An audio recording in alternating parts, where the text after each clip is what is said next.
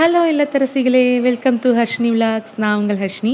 அண்ணா காலைல எழுந்தவுடனே வேர்க்கடலையும், அப்புறம் வந்து சம்சாவும் தான் நான் கேட்டிருந்தேன். கடையிலேருந்து வாங்கிட்டு வந்திருந்தாங்க. ஏன்னா எனக்கு சம்சா சாப்பிடணும் போல இருக்குன்னு சொன்னேன்னா, அதனால வாங்கிட்டு வந்திருந்தாங்க. அப்புறம் மாமனும், மருமகனும் விளையாடிட்டு உட்காந்துருந்தாங்க காலையிலே.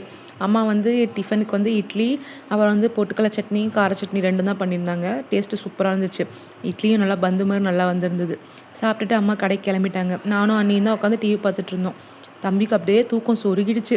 அப்படியே அவங்க அத்தை மடியில உட்காந்துட்டே ஆடிட்டே அப்படியே அங்கேயே தூங்கிட்டான். அதுக்கப்புறம் மதியம் வந்து ஒரு 3 மணிக்கு வந்து அம்மா வந்து இது பிரியாணி வாங்கிட்டு வந்திருந்தாங்க கடையிலேருந்து.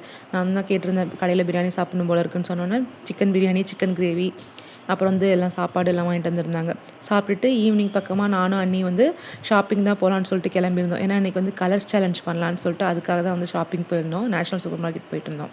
போயிட்டுட்டு திரும்பி வரும்போது பிளாக் பெக்கோல போயிட்டு ஒரு ப்ளூபெர்ரி மில்க் ஷேக்கும், அதுக்கப்புறம் வந்து அது ப்ளூ கரண்ட் மில்க் ஷேக்கும், அப்புறம் வந்து சாண்ட்விச்சும் சாப்பிட்டோம்.